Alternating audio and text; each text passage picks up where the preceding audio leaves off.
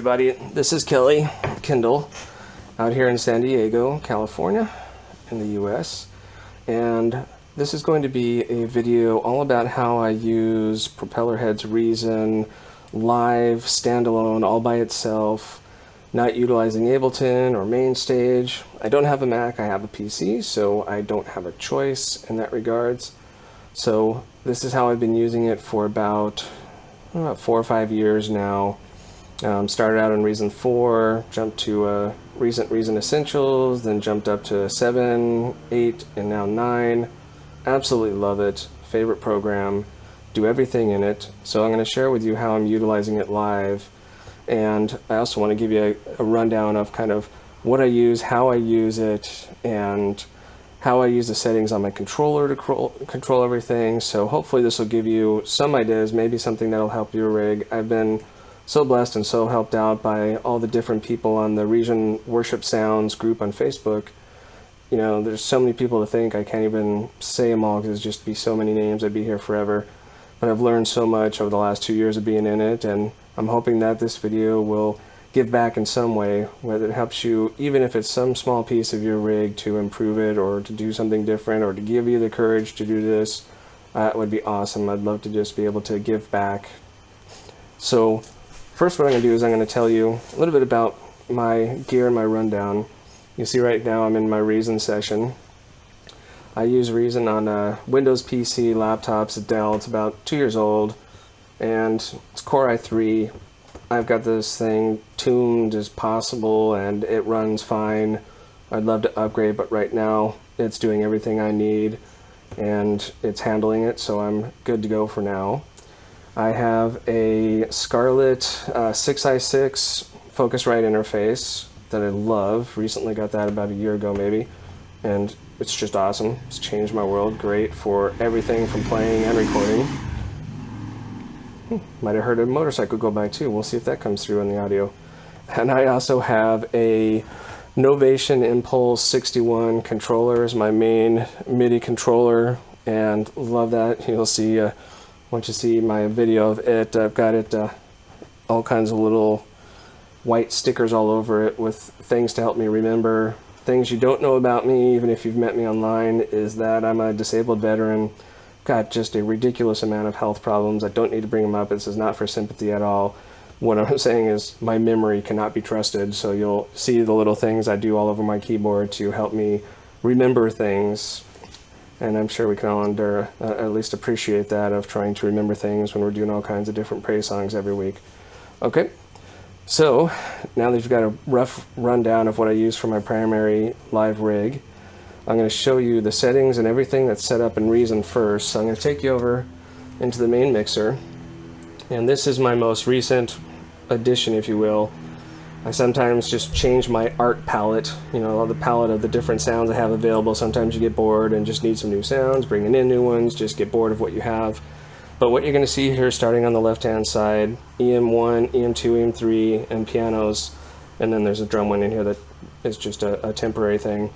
These are my buses, and these are where I have everything routed. I have everything grouped, color coordinated, and you'll see why as I go through this. But I have roughly about, about 14 patches or so, maybe 15 so, and I have them in these 3 different buses, and then I have a piano on its bus by itself that's always there that I use and love. It's Ian's real piano with just a few tweaks, and it's just awesome. I just love it. Finally got Reason pianos, and very, very happy that I got it for $50 instead of $100. So, alright, so this is just a basic overview of what it looks like in the mixer. You'll see that I do a lot of the settings within the mixer, as far as effects, as far as compression, as far as high pass filters. Oh man, I love this mixer for that. Compression settings and all. So, my different send and assert effects. But now for the more important part, I'm going to show you the rack. This is where kind of the magic is happening of this setup.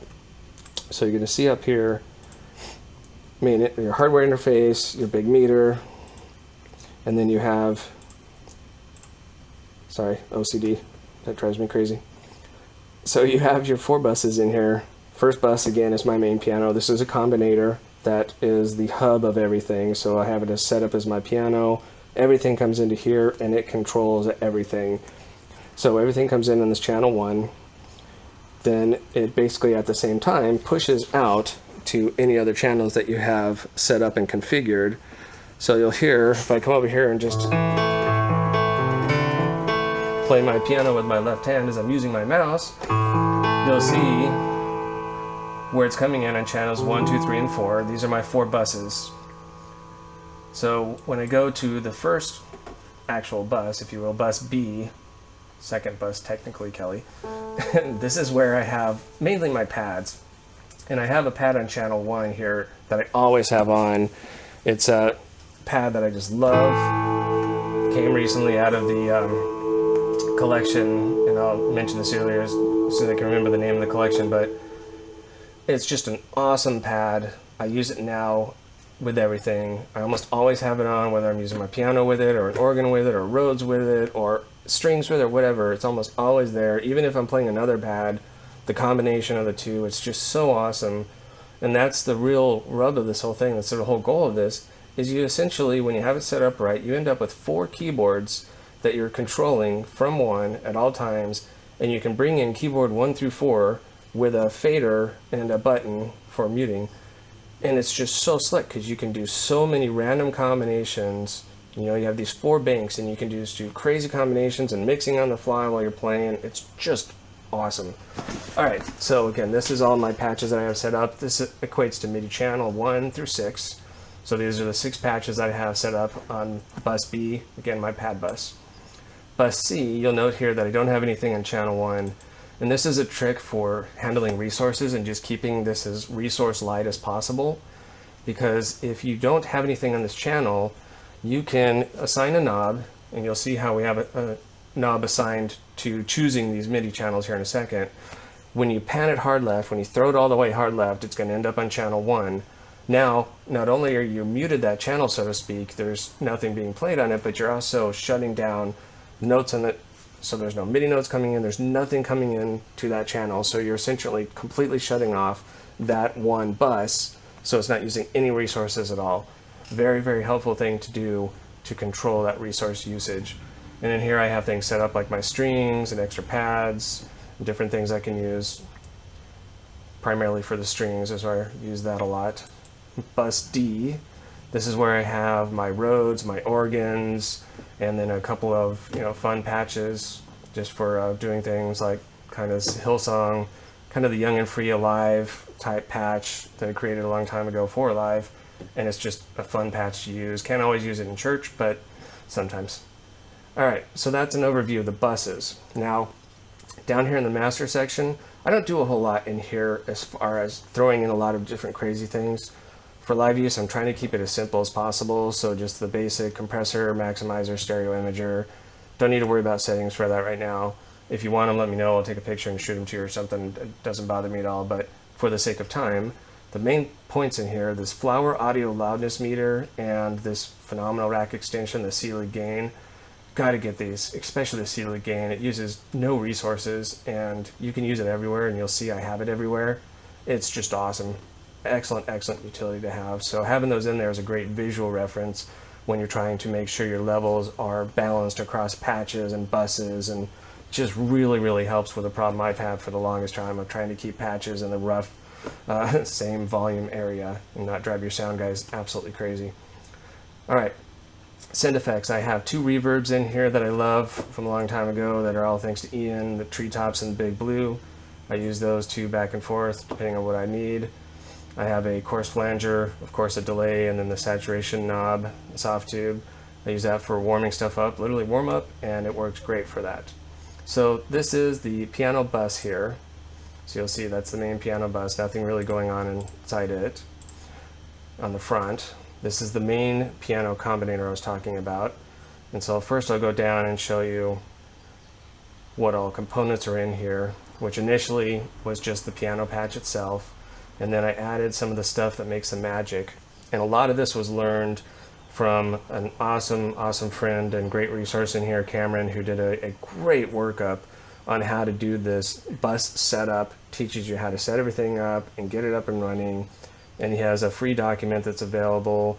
I believe it's also on our Facebook group, but on the primary resource, worshipmusicians.com, .org or .com. Now I can't remember. I think it's worshipmusicians.com, but that's where our main resource is, where it's available in the reason section, and you can download it, and it's a great guide. It can walk you through how to do this whole initial setup.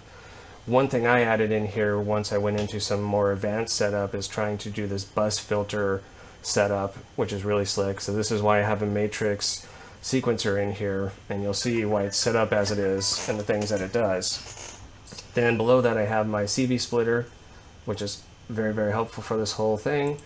Aftermath Audio CV 8x4 CV generator, and you'll see here the labelings I have. So this is how I control the mod wheel and the sustain going out to those other buses. My impulse controller for some reason doesn't output to bus B, C, or D any of these MIDI controls like sustain pedal. So I had to kind of create a crazy workaround, and you'll see that when I flip this over and see the back side of the rack. All right, and then the frequency and resonance and an envelope gate, this is tied into this bus filter idea that I'll show later. And then here's the main piano patches from it, of course. Ignore this drum kit because that normally is not in there. It was just in there for a temporary thing for a band practice. So now, over here on the right side of my rack, these three devices here are the most critical. This is how this is where the magic happens, really. This is the external MIDI instrument, most awesome addition to Reason. And this is where you have basically bus B, C, and D set up, and where you can control what instrument is being played. And that's done by these MIDI channels here. So you see MIDI 1, 2, 3, 4, 5, 6. As I'm clicking on these, or using a scroll knob that I have this tied to on my controller, you're selecting which patch to use from that bus. So you see here I have the three different buses. These are the inputs. Basically, it's when you set it up, you're telling it, and this is part of the setup, doing it right, is making sure you have the in and out MIDI port set up right and named in an easy way you can remember. So Reason N1, yep, worked hard on that one.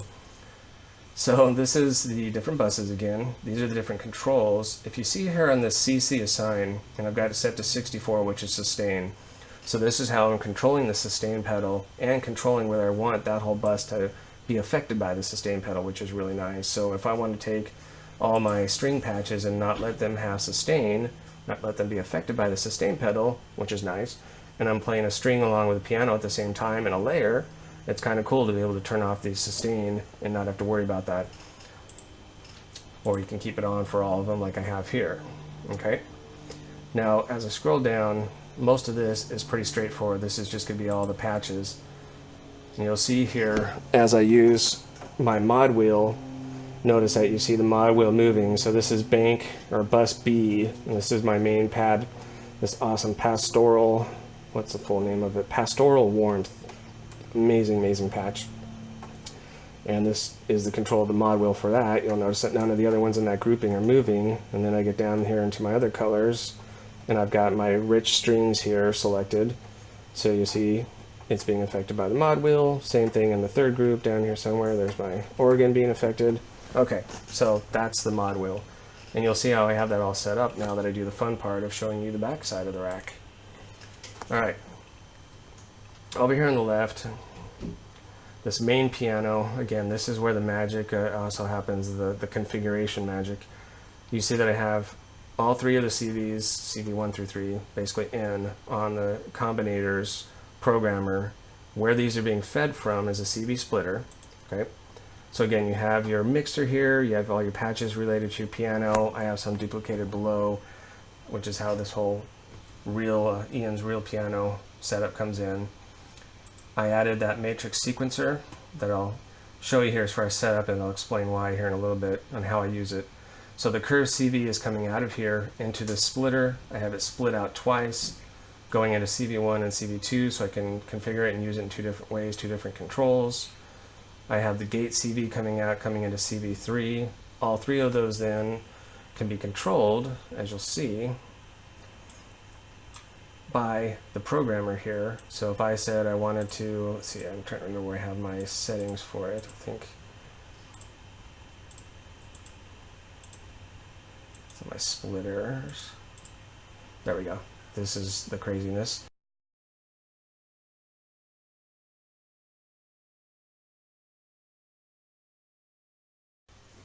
Okay, little hiccup because of a limitation on recording time.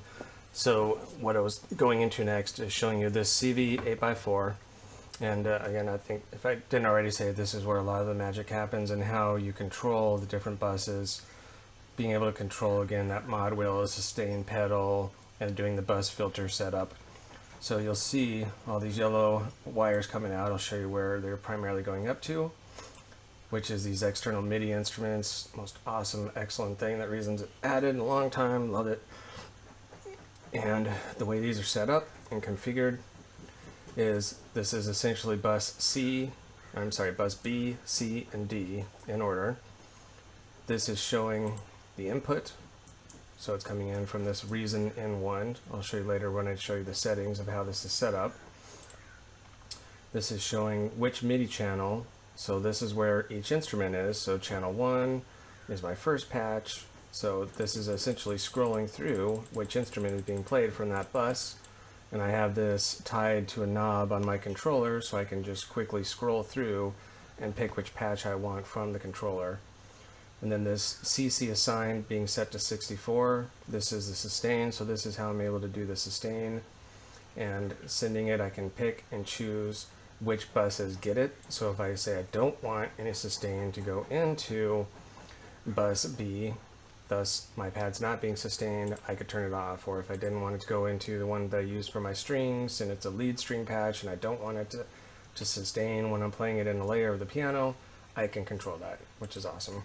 So that helps the sound. So this is the external MIDI instruments. And then coming down, this is essentially just all of the patches. And you'll see, when I'm talking about the mod wheel control, you'll see how in each bus, whichever device is selected at the time, if you move the mod wheel, it's going to reflect in that device only. It's not going to show the next patch, which is my other pad. You see it's not being affected by it. So that's the settings for those. Everything else down here is basically just all of my patches, and then the different bus, bus B, C, and D basically. And then the recordings of the video, because I have to record it inside Reason when I'm talking.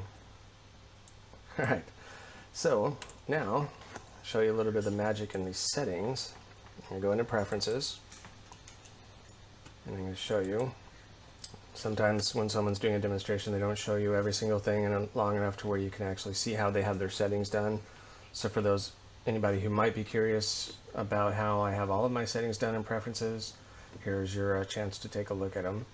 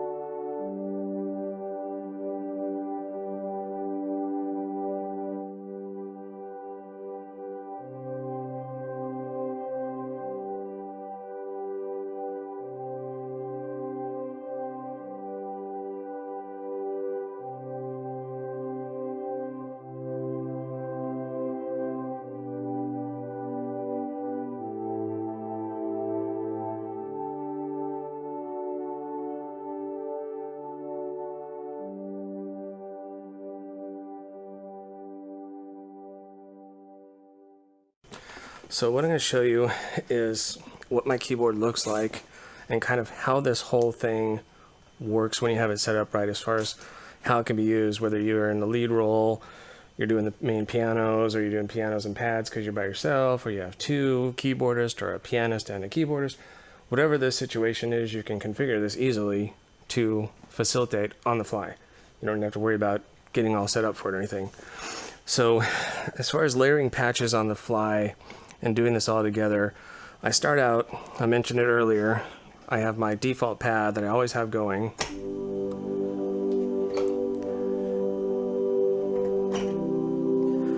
And that's that pastoral warmth pad.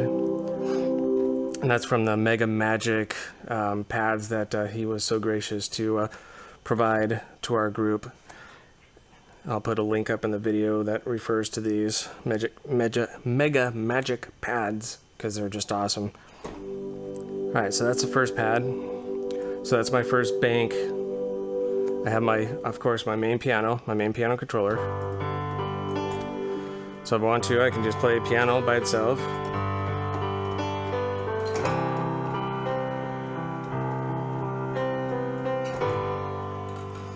Okay. Or I can start bringing it in. Okay, I want to do piano pad, which I normally do.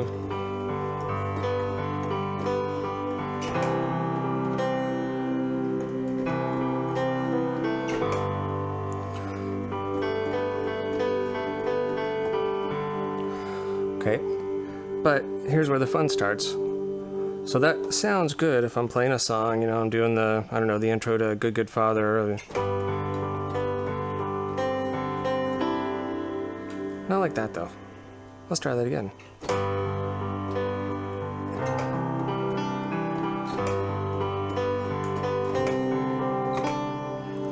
Something like that. It sounds okay, it doesn't sound bad. But depending on how large of a group I'm with or not, or if I'm trying to cover a lot, now here's it bringing in this kind of main violin string patch that I kind of built up from multiple patches and adding this into the mix. So now we're up to the 3 layers.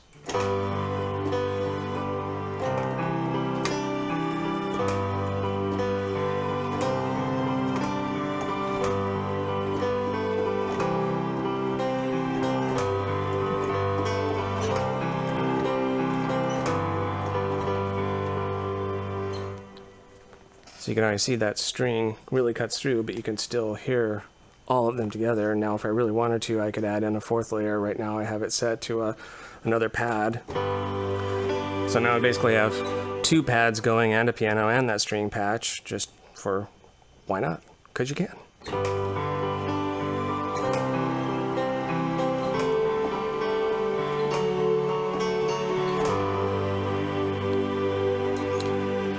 Or in the 3rd patch you can do, I lead a church co-lead every 3 weeks with a praise team, and when I'm leading, I'm the lead musician, and we have 1 guitarist and then 1 guy playing on djembe, and so it's the 3 of us, so I'm covering a lot of roles. I'm trying to cover the bass with my left hand, piano, lead, and so I came up with this combination of having a Rhodes in the left hand and obviously the piano and the bass with a little bit of a low cello. A mentor of mine added this idea. A little bit of a low cello on the low end as well to all just support that bass end. So now this is where I come in, and this is what I do when I'm leading, is I have all 4 of these playing, so I can really add a lot to it.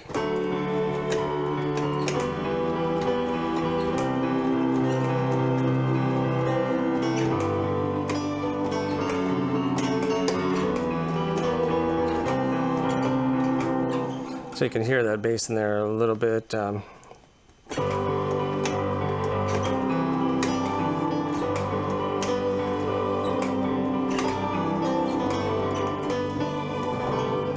Depends on if I can play today or not. Should have warmed up. All right. So that's an idea of what you can do with the 4 layers, and then just walking you through. Okay, well, let's say I go back to layer 1 and I'm doing covering a prayer, and I don't want my default patch. Well, I can easily just use my first knob. Hopefully you can see this from my keyboard. I've got my knob set up here. This is for bank 1, and I'll show you a close-up of all this here in a little bit. So I can go through, and I can either play while they're scrolling, but note that if you hold a patch and then you scroll to another patch while you still have it held down, a lot of times it'll just keep playing the old patch, and if that happens, you just Alright, now what I'm going to do is I'm going to give you a visual kind of close-up view of how I have my controller set up, and like I said, all of my kind of funny, crazy labeling that's all over it. So if you see here, this is on my impulse. I have all my faders and buttons here on the left hand side, and the way I have it configured is I'm using the first 4 faders to be the volume controls of those buses, so remote control, remote overriding them, and utilizing those 4 just for volume control. The 4 buttons below them are for mute, so very obvious setup for those. After that, I have some temporary stuff I'm doing, so I'm really not using these 4 faders right now. I had just an idea of something I was going to do for bringing in some variety of pianos, something I was messing around with. My very far right one is my master level for the whole thing. Very important to have that as well, so you can control. And then I have I don't really have a master mute, haven't really needed one, so I just have the first, along the bottom, the first 4 are my mutes.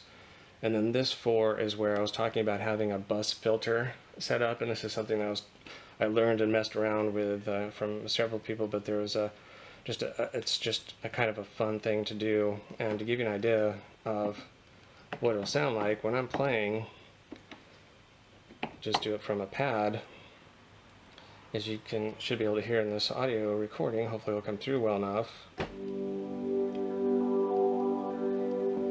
Alright, so what's happening is the pad is being affected in its filter by that matrix sequencer I had set up earlier, which is in kind of a wavy motion, if you will, set up. So it's affecting this, but it's doing it sync to tempo, so no matter what tempo I have set, it's going to do this little tempo, and you can kind of hear it on the pads. I don't have it set up to every bus, so as you see, it doesn't affect that lead channel. It's not affecting my piano, but I do have it affecting my strings lead channel as well, if I remember right.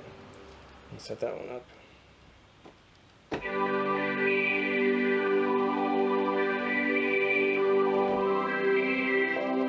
So it's kind of fun. You can have a lot of fun with this. It's good to do during prayer, surprisingly. I'll admit that I was terrified the first time I was going to do this during a prayer, even though it was a subtle pad. I was just worried that it might distract someone, but it was awesome. Didn't get anybody saying anything bad about it. I was very happy. But it's just kind of fun because it just gives a little extra texture, a little extra something to what you're playing.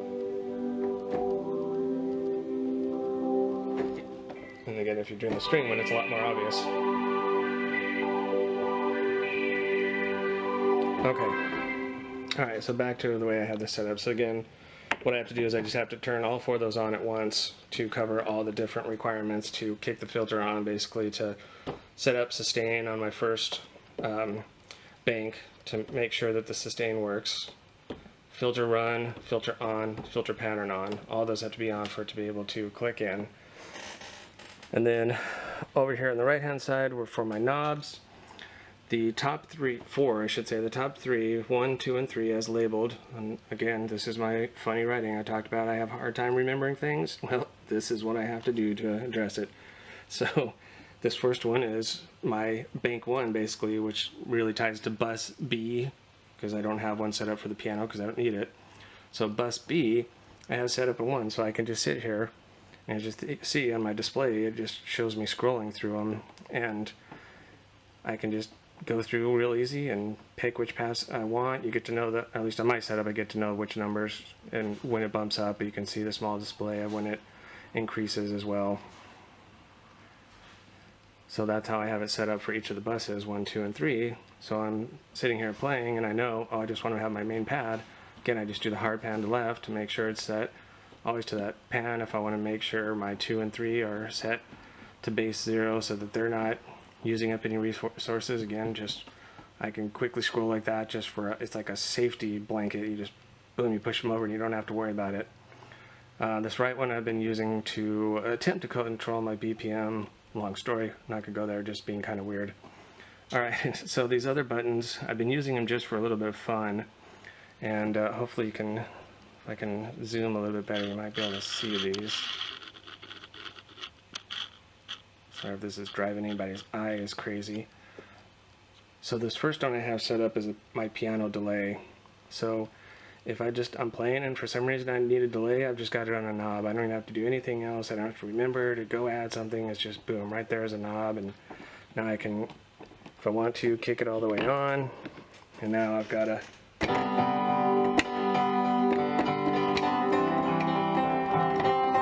obviously all the way is a little bit obnoxious, but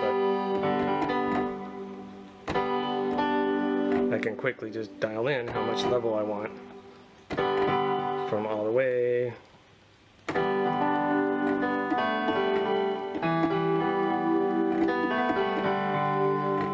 And I can quickly get the delay I need for whatever reason. The second knob I'm using here for my organ overdrive, so sometimes I want that dirtier Hammond, dirtier rock organ sound that you use sometimes in the band, and it's fun. I can just, bam, kick in the overdrive, kick in the amount as well since I'm controlling it with a knob. And then actually this third one I'm not using and fourth one I'm not using right now. On my transport controls, I've set up one as a tap tempo button that can control the tempo if I need to do tap. And then right hand side, I've got my pads and the built-in arpeggiator that's awesome on this Impulse. So that's a quick down and dirty overview of how I have my actual controller set up for all this as well. Okay.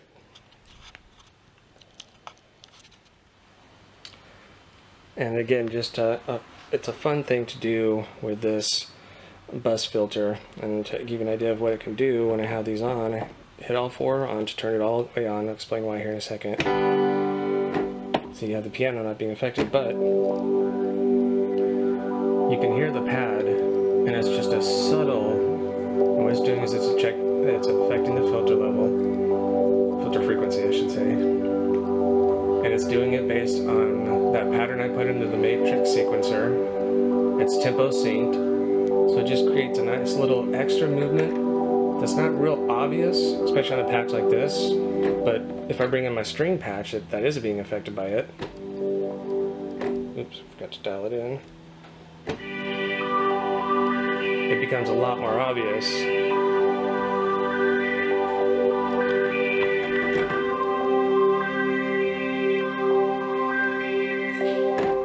And it's fun, it just gives a little bit of something different to do when you want to.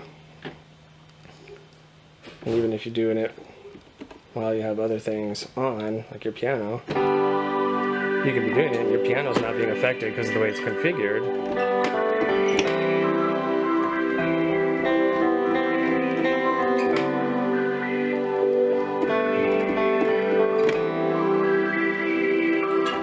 And it can add just a nice extra movement and texture. Alright, so that is the bus filter and how I have that right hand side set up. Now over here on the left hand side, sorry. Now over here on the right hand side, this is how I have these knobs set up. So this is how I was talking about how I need to have everything labeled because I can't remember everything. So I can get a little bit better zoom in on here. You'll see how I have this set up. Basically these are the knobs that I'm using to pick patches. And so this is tied to bus B, obviously bank 1 as I'm referring to it. That's my first bank of patches, so I can just quickly scroll through them and I have my settings set up so I know which one's which, and I can really quickly dial them in. I've got bank 2, dial that one in, whatever I need. Bank 3, same thing. If I know what I'm wanting to set up, it's just real easy. And then the fourth one I use for a BPM, I've been trying to, but it's been a little funky, different story. Alright, and then these bottom knobs, this is kind of fun because I have one of these set up as a piano delay, this first one, so if I ever want to just bring in some delay on the piano, I don't have to do anything else other than just quick grab this knob, it affects my main piano, and boom.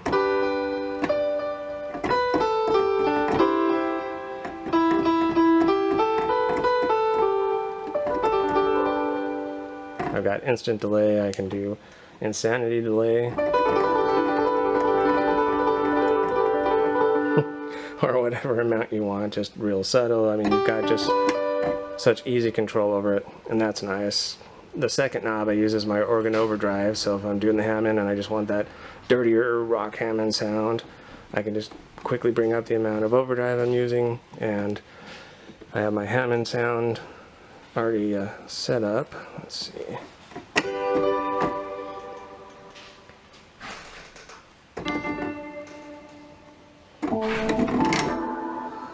Let's see what's back here. There we go, gotta get the right one.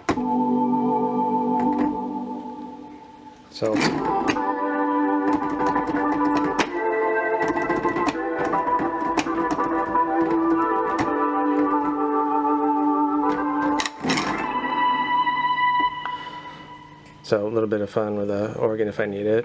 And then the last two knobs I'm not currently using. On my transport controls, I've got a tap tempo button set up in case I ever need to do a tap tempo. Then right hand side is my arpeggiator. So that's a quick down and dirty overview of how I have my controller set up, labeled, and everything for use live.